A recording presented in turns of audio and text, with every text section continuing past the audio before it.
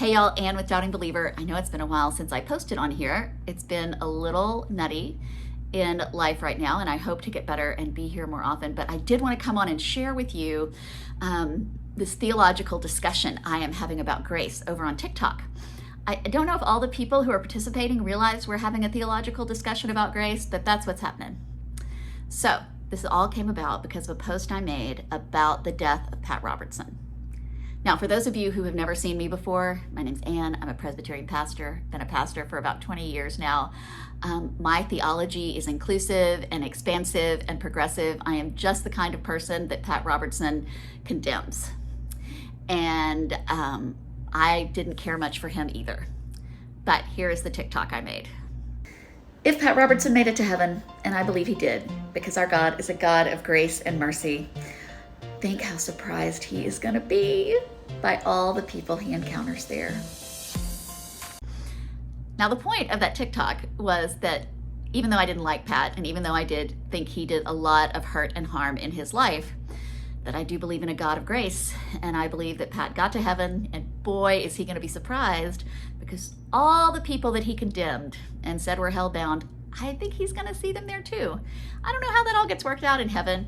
It's got to be really interesting. But, so serious, but also tongue-in-cheek, and a lot of people took it that way. It was a reminder of what we believe about grace. And it always makes me laugh to think about the people who decide they're the only ones who are going to be in heaven, and how funny it must be to me when they get there and realize that that is just not the case.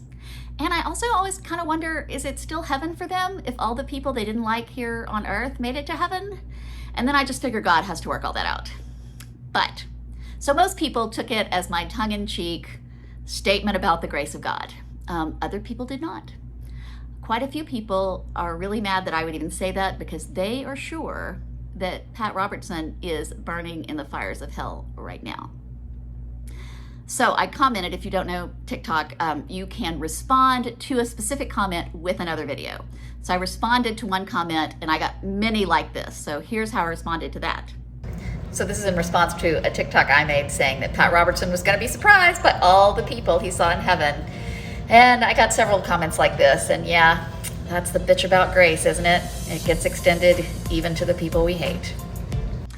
Okay, so that didn't go down well with other people either. Some people still got that I was pushing hard on the grace. If we believe in grace, then we believe in grace for everyone. People thought I was apologizing for Pat Robertson, that I was a fan of Pat Robertson, which again, not true. And yeah, it keeps getting more and more interesting. So then I made it better or worse, depending on where you stand. And I made this video. So I'm seeing a lot of posts like this, but riddle me this. If you think that Pat Robertson is going to hell because he was a horrible and sinful person, and I do think he was a pretty horrible person who did a lot of damage to a lot of people. But if you think he is going to hell for that, aren't you really just adopting the same beliefs he had by deciding that people who don't behave the way you think they should are going to hell? Yeah, I struggle with that one too.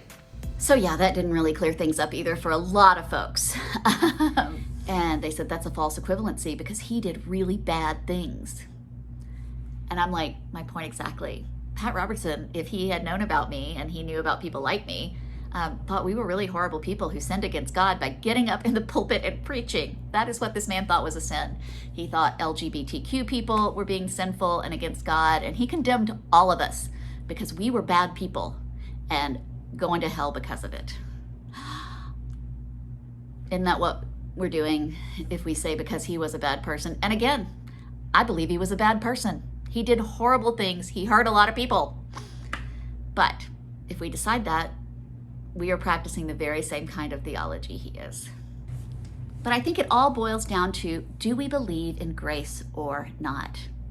And I see this play out in so many ways all the time, and the truth is we don't. We don't really believe in grace. We say we believe in the God of grace and the God of glory. We say we believe that nothing can separate us from the love of God. We say we believe that we are saved by faith, by grace, and not by our works. We are saved because of who God is and not because of who we are. But when it comes down to it, we decide whether or not people are good enough to get into heaven. And I don't believe that's how it works. And I know so many people who say that they don't believe that's how it works, that they don't believe that that is how it works. But that's what they default to all the time. We are not, if you are a Christian, we are not a karmic religion. We do not believe that people get what they deserve. In fact, that's kind of the whole point. We don't get what we deserve. We get the love and the goodness that God gives because God is who God is, not because we deserve it. So if grace is a thing, then it is grace for all of us. Now, how do we work out the fact that there are people who do great harm and hurt in this world, and somehow in our minds that makes us feel like they get off scot-free if just everybody gets to heaven in the end? You know, I have to believe that we are indeed held accountable for the things we do that harm and hurt people in this world. But I also believe that the one who holds us accountable is the one who created us and loves us and also welcomes us home. So again, I don't know exactly what that looks like, but I'm going to leave that up to God.